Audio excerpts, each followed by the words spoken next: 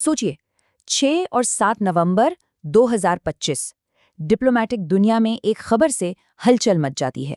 खबर ये थी कि मध्य एशिया के एक बहुत बड़े और अहम देश कजाकिस्तान ने अब्राहम समझौता यानी अब्राहम अकॉर्ड्स में शामिल होने का ऐलान किया है। ये सिर्फ एक और कूटनीतिक समझौता नहीं था, बल्कि ये एक ऐसा कदम था जिसमें वैश्विक शक्ति संतुलन को बदलने की क्षमता थी। आज हम इसी की तह तक जाएंगे और जानेंगे कि इस ऐतिहासिक फैसले के पीछे की असली रणनीति क्या थी। और इस खबर की पुष्टि होती है सीधे अमेरिकी राष्ट्रपति के एक पोस्ट से, जिसने कजाकिस्तान के इस फैसले को तुरंत दुनिया भर की सुर्खियों में ला दिया। ये सिर्फ एक ऐलान नहीं था, ये अमेरिकी विदेश नीति की एक बहुत बड़ी पहल के साथ खुद को जोड़ने का एक सोचा समझा कदम था। लेकिन जैसा कि अक्सर जियोपॉलिटिक्स में होता है, असली कहानी सुर्खियों के पीछे छिपी होती है। तो इस पूरे मामले की अहमियत को समझने के लिए सबसे पहले ये जानना जरूरी है कि ये अब्राहम अकॉर्ड्स यानी अब्राहम समझौते आखिर है क्या। ये सिर्फ एक कागज का टुकड़ा नहीं है, बल्कि ये मिडिल ईस्ट और उसके बाहर की बदलती भू राजनीति का एक बड़ा प्रतीक है। देखिए, 2020 में शुरू हुए ये समझौते अमेरिका की मध्यस्थता में हुए थे और इन्होंने मिडिल ईस्ट की डिप्लोमेसी में एक तरह से भूचाल ला दिया था। दशकों से उस क्षेत्र के रिश्ते इजराइल फिलिस्तीन संघर्ष के इर्द गिर्द घूमते थे, लेकिन अब्राहम समझौते ने इस सोच को चुनौती दी और साझा रणनीतिक और आर्थिक हितों पर आधारित एक नए भविष्य का रास्ता दिखाया। इसकी पहली लहर में 4 अरब देश सामने आए, जिन्होंने इजराइल के साथ अपने रिश्तों को सार्वजनिक तौर पर सामान्य किया। ये एक नए दौर की शुरुआत थी और दशकों पहले मिस्र और जॉर्डन के साथ हुई ऐतिहासिक शांति संधियों के बाद से क्षेत्रीय कूटनीति में ये सबसे बड़ा बदलाव था। इसने दिखाया कि जो कभी सोचा भी नहीं जा सकता था, वो अब मुमकिन हो रहा था।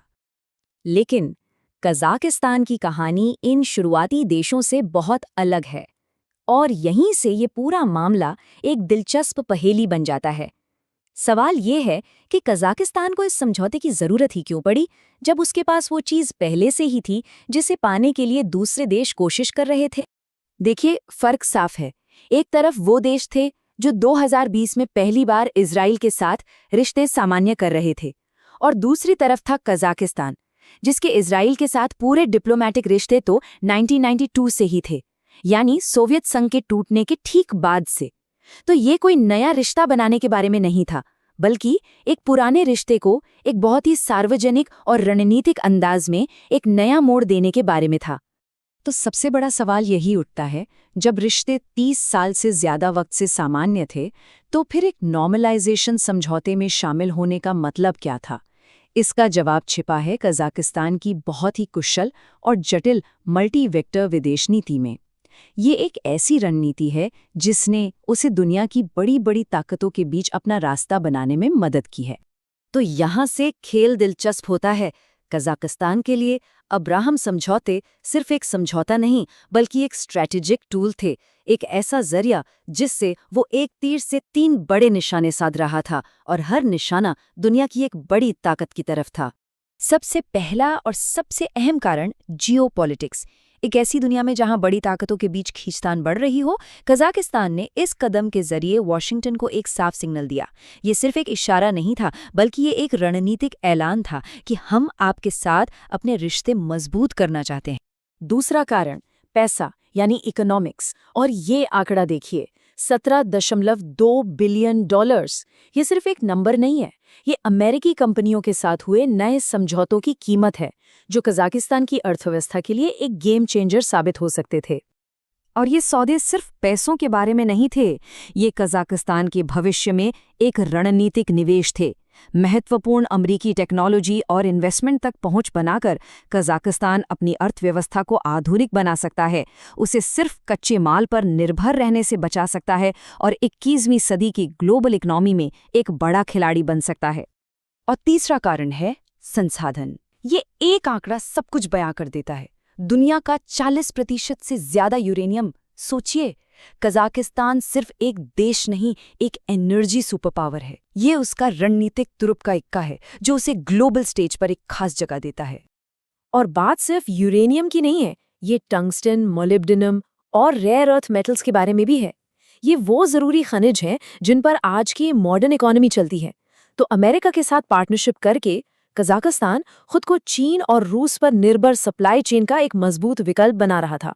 ये 21वीं सदी के संसाधनों की वैश्विक दौड़ में एक बहुत बड़ा जियो इकोनॉमिक मूव था।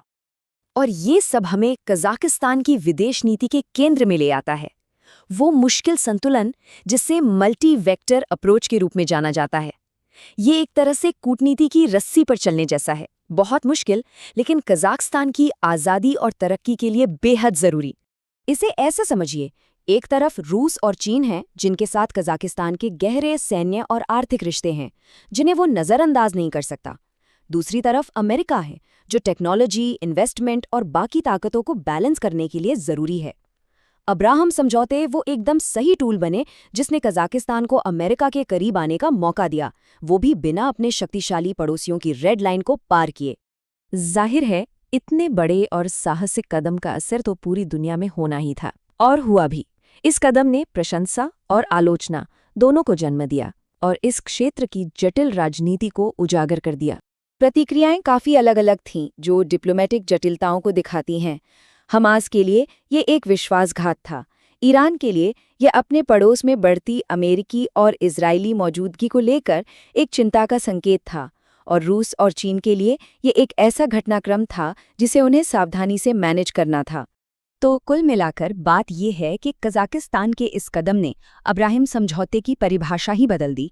जो कभी सिर्फ एक क्षेत्रीय शांति पहल के तौर पर शुरू हुआ था, वो अब एक मल्टीपर्पज जियोपॉलिटिकल टूल बन गया है, जिसका इस्तेमाल देश अपने हितों को साधने और दुनिया में अपना कद बढ़ाने के लिए कर सकते हैं।